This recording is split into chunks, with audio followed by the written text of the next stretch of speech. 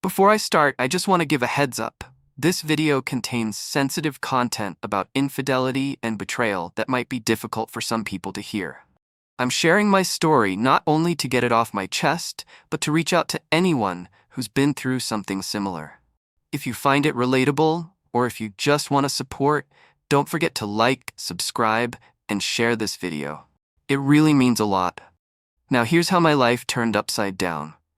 I guess I should start by saying that I never thought this would be my life. I never thought I'd be that person, the one left behind, blindsided, and utterly shattered. Looking back now, it all feels like a blur, like I was walking through a fog, completely unaware of the storm building around me. They say that love makes you blind. I didn't just lose my vision, I lost everything. Emily and I had what everyone else thought was a perfect marriage. We'd been together since high school, weathered our share of storms, and built what I genuinely believed was an unbreakable bond. We weren't rich or particularly adventurous, but we had a quiet kind of happiness that seemed solid, reliable. At least that's what I told myself. But the truth was, I didn't notice the cracks forming. Not until they split wide open. It started as something so small, something I wouldn't even have noticed if I hadn't been looking right at it. A late-night text. A message that came through when Emily thought I wasn't paying attention. I wasn't suspicious, not at first. She'd always been on her phone a lot, chatting with friends, scrolling through social media. Who wasn't?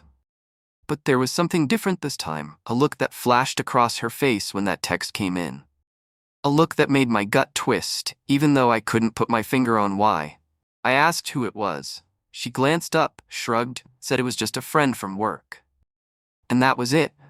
I didn't press. Why would I? I trusted her. I had no reason to doubt her. But in that split second, something had shifted. I just didn't know how deeply, how irreversibly. Days passed, and that feeling of unease kept creeping back. It was like an itch I couldn't scratch, a splinter lodged somewhere deep. The late-night texts turned into late-night phone calls. She was always stepping outside for some air, or saying she had to work late. Again, I trusted her. But each excuse chipped away at the confidence I had in our marriage, leaving behind questions I didn't want to ask. Then there was Mark. My best friend since forever, practically a brother. We'd been through thick and thin together, and I considered him family. He and Emily got along great, maybe too great, but I thought nothing of it. In fact, I was happy they got along so well.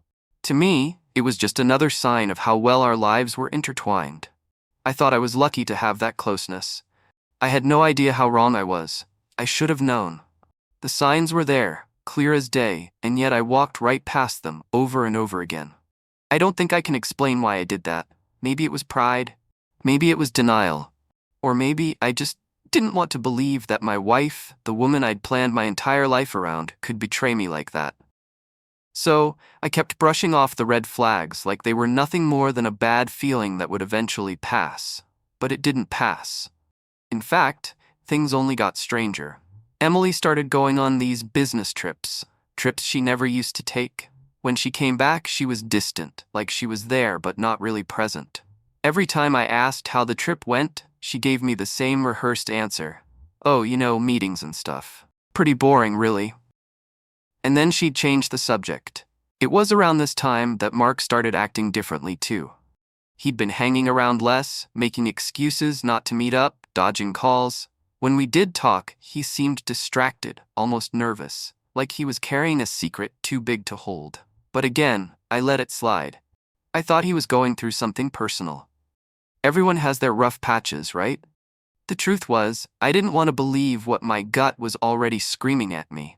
The very idea that the two people closest to me could be hiding something, that was too much to even consider. It wasn't even on my radar. I didn't want it to be. So, I buried it, hoping it would all just go away. Then came the night that changed everything. Emily had gone to bed early, claiming she wasn't feeling well. I stayed up, scrolling through my phone, just killing time. Her laptop was sitting there, open on the kitchen counter. I don't know why I did it. Maybe I was just bored, maybe I was curious, but I picked it up, and as soon as I opened it, there it was, a notification.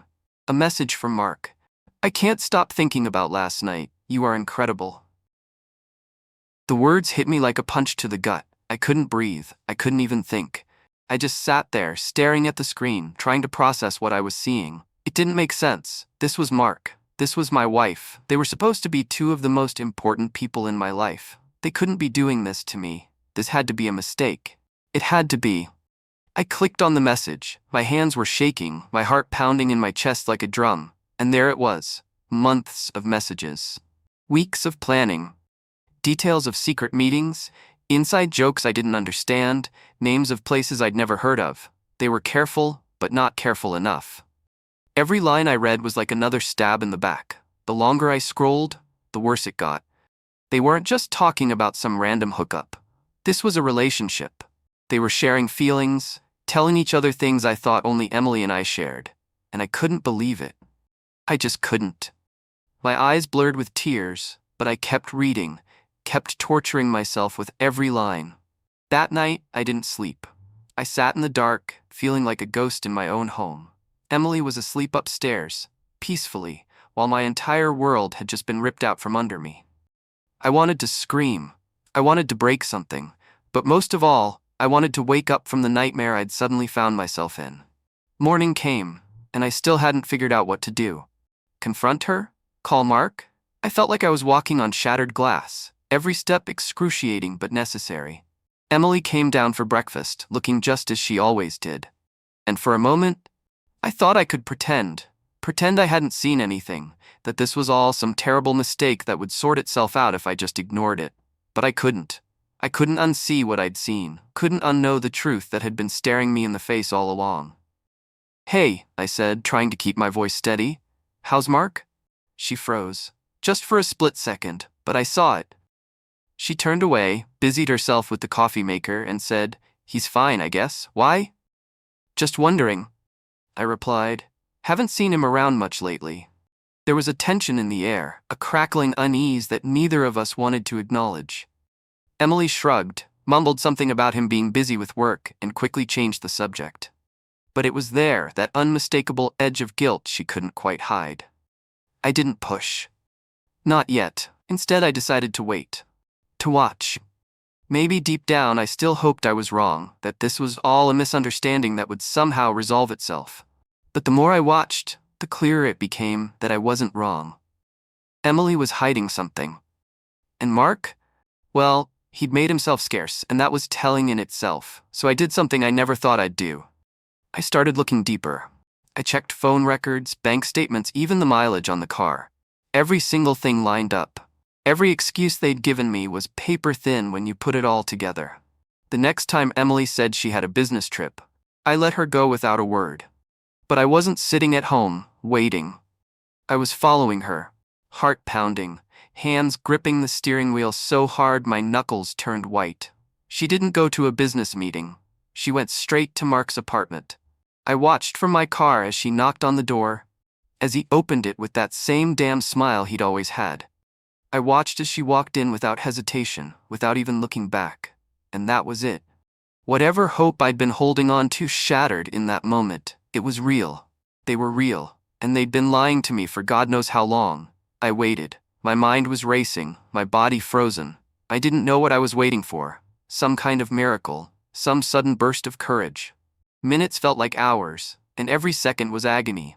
Then, finally, I got out of the car and walked up to the door. When Mark opened it, the look on his face told me everything. Emily appeared behind him, and for a moment, we all just stood there, like actors frozen in some twisted play. I could see the guilt, the panic, the fear in their eyes. And all I could say was, "How long?" That's when it all came crashing down. All the lies, all the deceit. There was no denying it anymore. The silence said everything they wouldn't.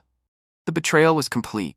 I stood there, frozen in the doorway, staring at the two people I trusted most. Their silence was deafening. Emily wouldn't meet my eyes. Mark swallowed hard, his hands twitching like he wanted to shove them in his pockets but thought better of it. No excuses, no rushed denials. Just guilt, thick, suffocating, undeniable. I should have exploded, should have screamed, cursed, maybe even thrown a punch. But I didn't. Instead, a sickening calm settled over me, numbing every emotion fighting to break free. "How long?" I asked again, my voice barely above a whisper. Emily shifted, wrapping her arms around herself like that would somehow protect her from the truth. Mark exhaled sharply, running a hand through his hair. Neither of them spoke. I already knew the answer. I had seen it all. The messages, the late-night plans, the months of deception spelled out in texts that weren't meant for me. I had walked right into the trap, blind and oblivious, and let them weave their little secret into the fabric of my life. Emily's lips parted. Ryan, I held up a hand. I didn't want to hear it, not yet, maybe not ever. Mark stepped forward slightly, but I caught the flicker of hesitation in his eyes, like he was calculating whether trying to explain would make things better or worse. He made the wrong call. Look, man, we didn't mean for this to happen. A sharp, bitter laugh escaped me before I could stop it. Didn't mean to? My chest felt like it was caving in. What? You tripped and fell into each other's arms? Or did you just keep lying to yourselves until it was easier than admitting what you were doing? Emily's face crumpled. Mark looked away. I stepped back. You know what? Don't answer that. I turned and walked out. They didn't follow. I drove aimlessly, the city lights blurring past, my mind replaying every moment over the past year that now felt like a cruel joke. The phone calls, the business trips, the excuses. How many times had I brushed off my gut instinct? How many times had I convinced myself I was being paranoid, insecure, ridiculous? I gripped the wheel tighter, swallowing the anger clawing up my throat. Rage wouldn't fix this. Neither would tears. I needed proof. Real, undeniable proof. I pulled into an empty parking lot and grabbed my phone. Scrolling through Emily's call logs, I wasn't surprised to see Mark's name more times than I could count. Midnight calls. Random afternoon check-ins. Numbers I didn't recognize, but felt certain would lead back to hotel reservations or coffee shops I had never heard her mention. Opening the banking app, I scoured through transactions. Restaurant bills from places we had never been to together. Ride shares to addresses that weren't work-related. Little purchases that wouldn't raise suspicion on their own, but, when lined up, painted a very different picture. Every detail fell into place. A puzzle I had been staring at for months without realizing what I was looking at. I let out a slow, shaky breath. This wasn't a misunderstanding. There was no mistake, no innocent explanation that could erase what I had seen. She had been lying to me for almost a year. Mark had been lying to me for almost a year, and I had been too blind to see it. The next morning, I made a decision. I wasn't going to let my emotions control me. Not yet. If I confronted Emily now, she would cry, spin excuses, try to twist reality until I doubted what I already knew. And Mark? He'd try to play it cool, like this wasn't some unforgivable betrayal. I needed to see it with my own eyes. I needed to catch them together.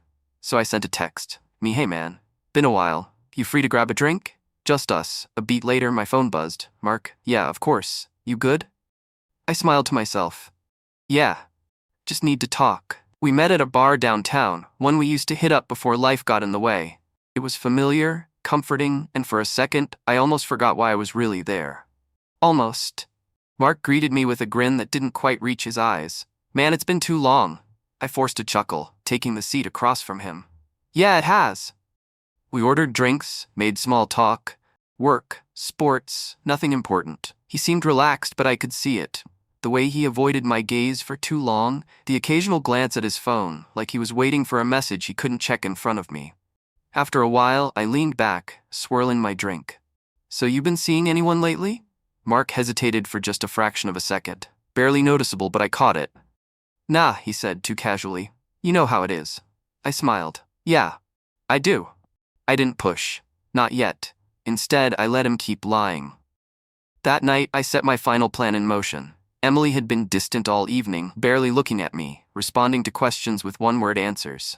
Then, just as I expected, she sighed and stretched. I need some air, she murmured, reaching for her coat. I nodded. All right, want me to come with? A flicker of something, panic maybe, crossed her face. No, I won't be long. I watched her walk out the door, waiting until the lock clicked behind her before pulling out my phone. I opened the tracking app. A little red dot blinked on the map, moving steadily through the streets. I followed it. I already knew where it would lead, but I needed to see it for myself. The drive was short. Too short. A part of me still hoped I was wrong, that she was just going for a drive to clear her head, but the moment I pulled up outside Mark's apartment building, that hope died. Her car was parked just down the street. The engine was still warm. I sat in my car, gripping the steering wheel, my heart pounding against my ribs. This was it. This was the moment everything became real. I watched her walk up to his door, knock twice, and step inside without hesitation. No looking over her shoulder. No pause. Like she belonged there. Like this was normal. Like I didn't exist. The world around me blurred, my breathing shallow and uneven. I could still turn back. I could leave, pretend I never saw this, go home and let the lie continue. Or I could end it. I forced myself to move. To get out of the car, step onto the pavement and make my way toward the building. My hands trembled as I raised them to knock, but I didn't let myself hesitate. A few seconds later, the door opened, and there stood Mark. His eyes widened, the color draining from his face, and behind him, Emily, her expression mirrored his. Fear, guilt, caught. I exhaled slowly, steadying my voice. So, I said, my voice eerily calm, who wants to tell me the truth first? The air was thick with tension. The kind that made your stomach churn. The kind that told you something irreversible was about to happen. Mark stood frozen in the doorway, his knuckles white where he gripped the edge of the doorframe. Behind him, Emily's eyes darted between me and the floor, her body language screaming panic. I didn't move. I didn't blink. I just stood there absorbing the scene like I was watching a car crash in slow motion. Emily was wearing Mark's shirt. That one detail hit me harder than I expected. It wasn't just about catching them together. It was about seeing how comfortable she was. Like this wasn't some shameful secret, but a second life she had been living with ease. I clenched my jaw, forcing myself to stay steady. I could feel the anger boiling underneath the surface, threatening to explode, but I wouldn't give them that satisfaction. I refused to let them see me break. I met Emily's eyes. How long? Her breath hitched. She looked at Mark as if he could somehow save her from this moment. He didn't speak. Neither of them did. I stepped inside without invitation, forcing them to retreat. My presence alone made them uncomfortable, and they damn well should have been. I repeated myself, my voice like ice. How long? Emily swallowed hard, her hands gripping the hem of Mark's oversized t-shirt. Finally, barely audible, she whispered, almost a year. A bitter chuckle slipped past my lips before I could stop it. A year. All the missed date nights, the sudden work trips, the whispered phone calls, the way Mark had started fading from my life, making excuses, ducking out of plans. It all made sense now. I pulled my phone from my pocket, swiping to open the evidence I had gathered. The messages, the receipts, the tracker logs that mapped out every meeting, every lie, every stolen moment they thought I'd never uncover. I held it up for both of them to see. You had plenty of chances to come clean, I said, voice even. Too even. Instead, you lied to my face, over and over again. Mark ran a hand through his hair, his panic barely masked by the false calm he was trying to keep. Look, man. I cut him off with a sharp shake of my head. No, don't look man me. You don't get to explain. You don't get to make excuses. I turned to Emily. And you? I exhaled, shaking my head. I knew something was wrong. I felt it. And every time I asked, you fed me more lies. Her eyes brimmed with tears. I never wanted you to find out this way. That sentence snapped something inside me. I barked out a laugh, shaking my head in disbelief. Oh, that's rich. My hands curled into fists at my sides. You didn't want me to find out this way? You mean, you didn't want me to find out at all?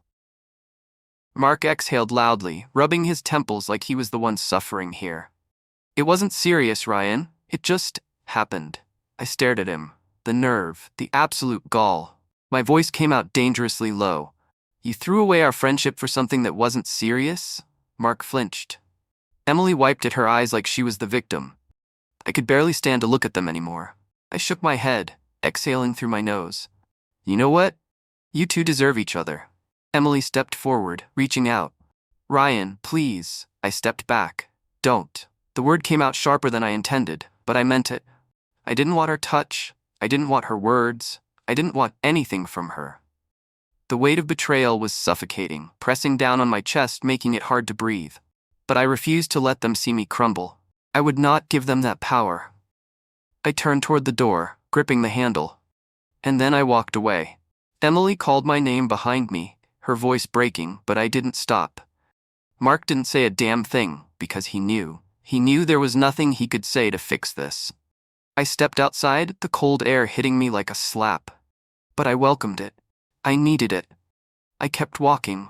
Past my car, past the streetlight casting long shadows on the pavement, past the reality of what had just happened, trying to outrun it even though I knew I never could.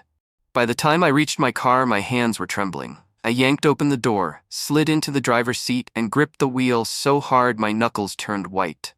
Everything was gone. My marriage, my best friend, my trust in people. I let out a shaky breath, staring at my reflection in the rearview mirror. My eyes were red, hollow, lost.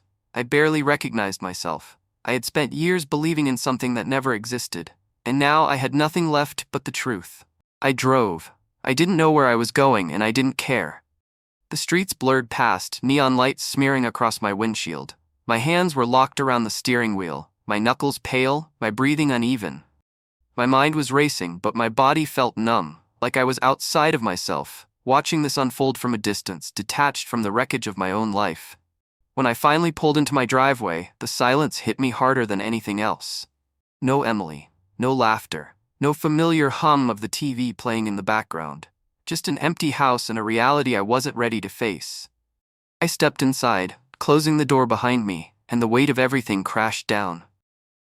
For the first few days, I didn't speak. Not to friends, not to family, not to anyone. Texts came in, calls rang through, but I ignored them all. I wasn't ready to explain. I wasn't ready to admit that my life, my marriage, had been a lie.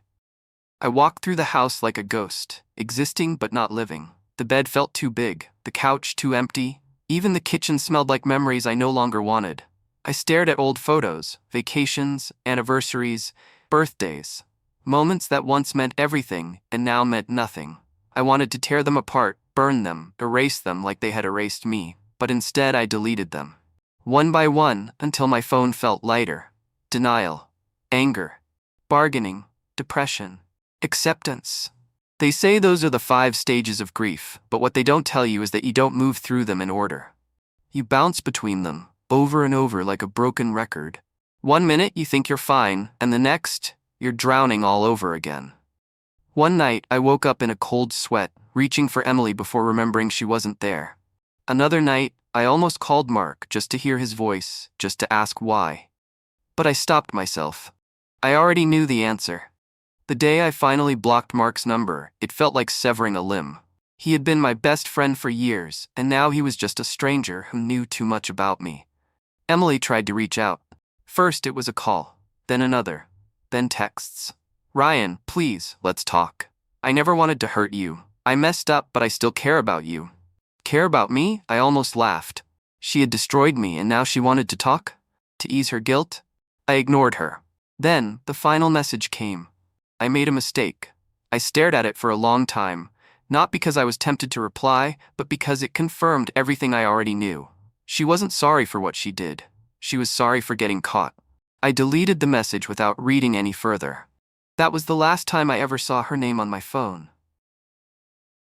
Time passed slowly at first. The pain dulled, but it never really left.